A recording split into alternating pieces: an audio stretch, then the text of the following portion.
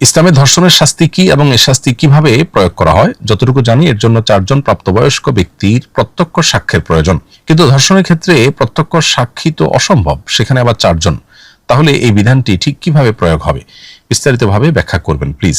খুবই গুরুত্বপূর্ণ একটি প্রশ্ন। প্রিয় দর্শক, আপনার এই প্রশ্নের উত্তরে বলতে চাই, এই প্রসঙ্গে আমরা বেশিরভাগ মানুষই বিভ্রান্তি এবং ধোঁয়াশার মধ্যে আছি। কারণ আমরা অনেকেই মনে করি যে জেনা, ব্যভিচার কিংবা ধর্ষণ এটি প্রমাণিত হওয়ার জন্য 4 জন প্রত্যক্ষদর্শী সাক্ষী প্রয়োজন। এই 4 জন প্রত্যক্ষদর্শী সাক্ষী ছাড়া কোনোভাবে বোধহয় ধর্ষণের অপরাধ প্রমাণ করা সম্ভব নয়। মূলত এটি ভুল ধারণা আমাদের। ইসলামী শরিয়ার আলোকে ধর্ষণ, ব্যভিচার কিংবা জেনা প্রমাণিত হওয়ার জন্য 4 জন প্রত্যক্ষদর্শী সাক্ষীর সাক্ষ্য এটি একটি উপায়।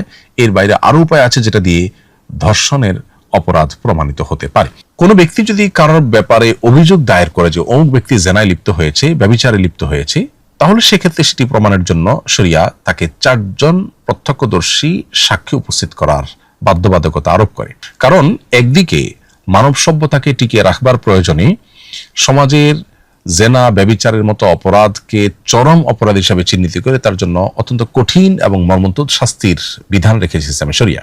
যেই বিষয়ে অপরাধের শাস্তি অত্যন্ত কঠিন, সে বিষয়টি যেনতেনভাবে যদি প্রমাণিত হয়ে যায়, তাহলে সেক্ষেত্রে অনেক নির্দোষ মানুষও কিন্তু দোষী হয়ে যাবে বা দোষী সাব্যস্ত হয়ে যাবে এবং তারা কিন্তু জুলুমের শিকার হবে। এজন্য এ বিষয়ে কেউ যদি দাবি করে, কারোর বিরুদ্ধে কোনো অভিযোগ তোলে, তাহলে তাকে যথাযথভাবে অত্যন্ত শক্তভাবে সেটি প্রমাণ করতে হবে। সেজন্য 4 জন প্রত্যক্ষদর্শী সাক্ষীর সাক্ষ্যের শর্ত আরোপ করেছে শরিয়া। কিন্তু ভিকটিম নিজে যদি অভিযোগ দায়ের করেন কোনো ব্যক্তির বিরুদ্ধে, কোনো ধর্ষকের বিরুদ্ধে, তাহলে সেক্ষেত্রে তিনি 4 জন সাক্ষী উপস্থিত করতে না পারলেও সেটি প্রমাণ করবার উপায় আছে। অর্থাৎ এরকম ব্যক্তি যিনি ধর্ষণের ব্যাপারে অভিযুক্ত, বিভিন্ন আলামত এবং প্রমাণ রয়েছে তার ধর্ষণের বিষয়ে, কিন্তু তিনি স্বীকারও করছেন না, আবার 4 জন সাক্ষীও নেই, তাহলে তাজির বা বিচারকের বিচারিক যে গবেষণা, সেটার আলোকে তিনি যে কোনো শাস্তি নির্দিষ্ট অপরাধের মাত্রা ভেদে তার উপর আরোপ করতে পারেন।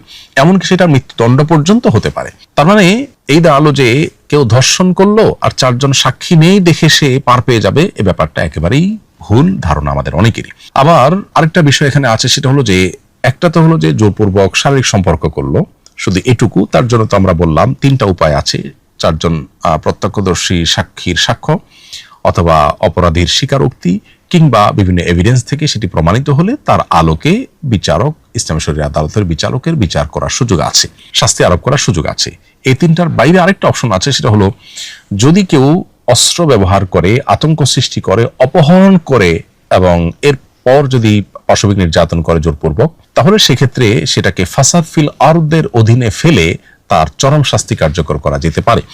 সূরা মায়দা 33 নম্বর আয়াতে আল্লাহ তাআলা বলেছেন, ইন্নামা জাযাউল্লাযিনা ইউহারিবুনাল্লাহ ওয়া রাসূলাহু ওয়া ইয়াসআউনা ফিল আরদি ফাসাদা, অর্থাৎ যারা আল্লাহ এবং তার রাসূলের বিরুদ্ধে বিদ্রোহ করবে এবং যারা পৃথিবীতে ফাসাদ সৃষ্টি করবে, দাঙ্গা হাঙ্গামা সৃষ্টি করবে, ডাকাতি, রাহাজানি, খুন খারাপি, আপনার ছিনতাই, আতঙ্ক সৃষ্টি করা, এ জাতীয় অপরাধ যারা সংগঠন করবে, তাদের উপর আল্লাহ তাআলা 4টি শাস্তির কথা বলেছেন। অর্থাৎ অপরাধের মাত্রা ভেদে বিচারক তাদের শাস্তি নিরূপণ করবেন। একটি হলো তাদেরকে মৃত্যুদণ্ড দেওয়া হবে, আরেকটা হলো তাদেরকে শুলে চড়িয়ে মৃত্যুদণ্ড কার্যকর করা হবে, আরেকটা হলো তাদের ডান হাত বাম পাও কিংবা বাম হাত ডান পা কেটে ফেলা হবে শাস্তি স্বরূপ, আরেকটা হলো তাদেরকে দেশান্তর করে দেওয়া হবে, যাতে করে সেখানে তারা নির্জনে এবং কঠিন পরিবেশে তারা ধীরে ধীরে মৃত্যুর মুখে পতিত হয়। তো এই যে 4টি চরম শাস্তির কথা বলা হয়েছে, এটি হলো ফাসাদ ফিল আরদের শাস্তি।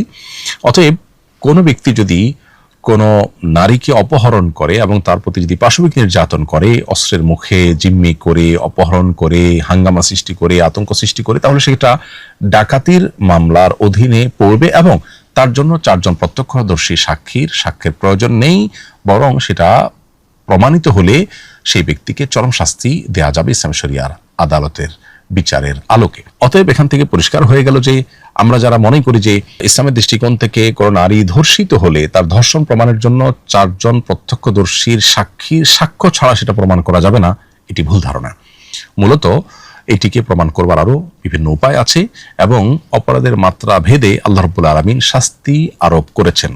আল্লাহর দেওয়া শাস্তির বিধান কিয়ামত পর্যন্ত মানুষের জন্য প্রযোজ্য, যথাযথ মানবরচিত বিধান এবং বিচার ব্যবস্থা, এটা কোনোভাবেই আল্লাহর দেওয়া বিধান এবং বিচার ব্যবস্থার সাথে তুলনাযোগ্য হতে পারে না। সেটা আমাদের